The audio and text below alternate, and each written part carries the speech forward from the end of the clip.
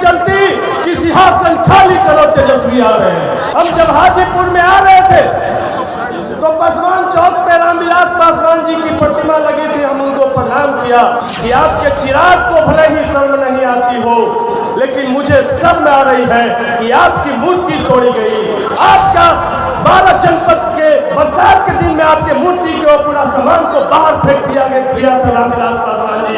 हम कसम लेकर के जाते हैं कि जो अपमान भारतीय जनता पार्टी ने रामविलास पासवान जी के साथ में किया था, उसका हाजीपुर की जनता चुन चुन कर बदला लेगी। रामविलास पासवान जी ने नारा दिया था कि हम उस घर में दिया जलाने चले हैं जिसमें सदियों से अंधेरा है। इसका बदला नरेंद्र मोदी जी ने ऐसे लिया कि हम उस झोपड़ी को जला देते हैं जिस झोपड़ी को रामविलास पासवान ने बनाया। एक तरफ संविधान है और एक तरफ नरेंद्र मोदी का हनुमान है। तो देश को तय करना है कि संविधान के साथ चलना है कि हनुमान के साथ चलना है। नामांकन सभा में हाजीपुर लोकसभा से गरीब गुरबे के प्रतीक, बिहार ही नहीं देश के दलितों के सबसे बड़े चेहरा हमारे बड़े भाई श्रीचंद्र राम जी इस मौके पर मौजूद हजारों हजार की संख्या में हाजीपुर और आसपास के इलाकों से आए हुए तमाम किसान, मजदूर, छात्र, नौजवान सभी को मैं क्रांतिकारी इस्तकबाल करता हूँ। जय भीम, जय जगदेव, जय मंडल और लाल सलाम पेश करता हूँ। साथियों, मैं अपनी बात की शुरुआत करता हूँ कि बहुत हो गई बिहार में उल्टी पुल्टी, अब न चलेगी उनकी चलती कि सिंहासन खाली करो तेजस्वी आ रहे हैं। ये जो नौजवानों की तरफ से, ये जो किसानों की तरफ से, ये जो माँ बहनों की तरफ से जो आवाज गाँव गाँव से आई है, जिसने नरेंद्र मोदी, अमित शाह की नींद उड़ा दी है, ये जो आवाज आई है कि इस बार जुमलेबाज को बदलो, इस बार लोगों को धोखा देने वालों को बदलो, जो जाति, धर्म, मजहब के नाम पे झगड़ा लड़ाता है उसको अब इस बार गद्दी पे नहीं रहने देना। ये गांव से जो आवाज आई है इसने आरएसएस और नरेंद्र मोदी की नींद को हराम किया। इसलिए साथियों, हम जब हाजीपुर में आ रहे थे तो पासवान चौक पे रामविलास पासवान जी की प्रतिमा लगी थी। हम उनको प्रणाम किया और हमने कहा कि आपके चिराग को भले ही शर्म नहीं आती हो, लेकिन मुझे शर्म आ रही है कि आपकी मूर्ति तोड़ी गई। आपका 12 जनपद के बरसात के दिन में आपके मूर्ति के पूरा सामान को बाहर फेंक दिया था रामविलास पासवान जी। हम कसम लेकर के जाते हैं कि जो अपमान भारतीय जनता पार्टी ने रामविलास पासवान जी के साथ में किया था, उसका हाजीपुर की जनता चुन चुन कर बदला लेगी। हमने रामविलास पासवान जी को हम समझते थे, जानते थे कि एक समाजवादी नेता थे।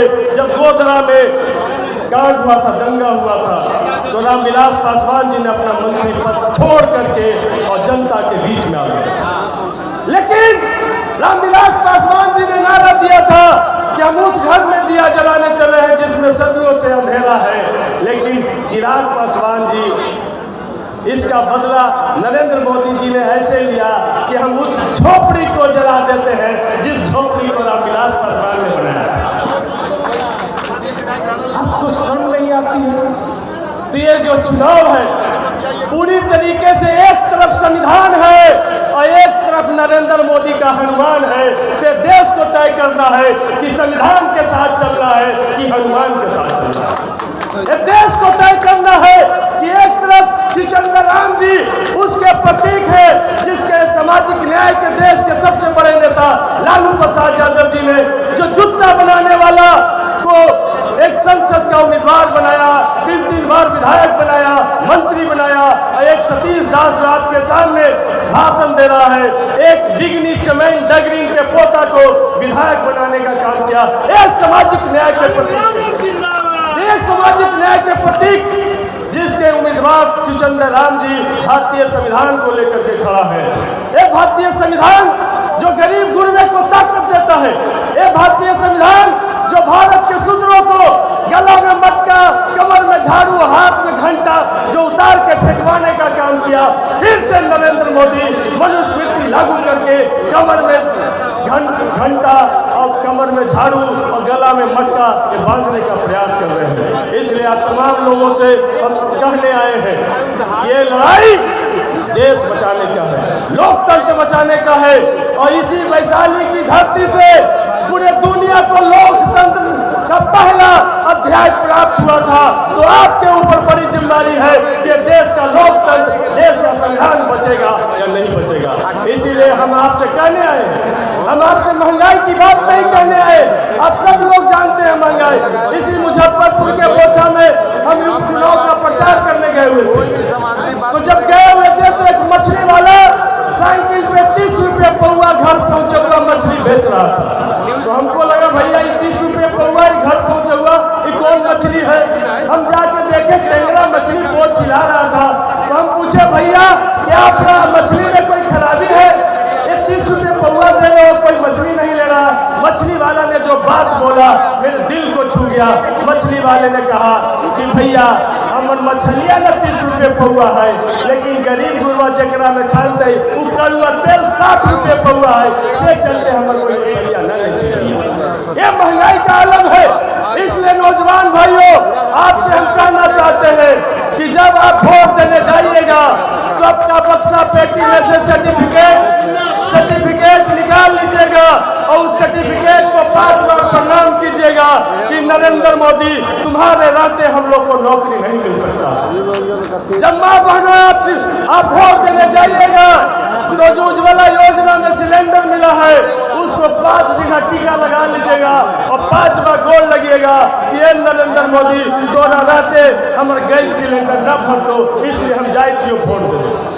किसान भाई लोग आप अपना गेहूं का फसल को, मक्का को फसल को प्रणाम कर लीजिएगा और ये कह के जाइएगा कि ये नरेंद्र मोदी तोरा रहते हमारे मक्का के और गेहूं के फसल के दाम न मिलते। ये ठानना होगा।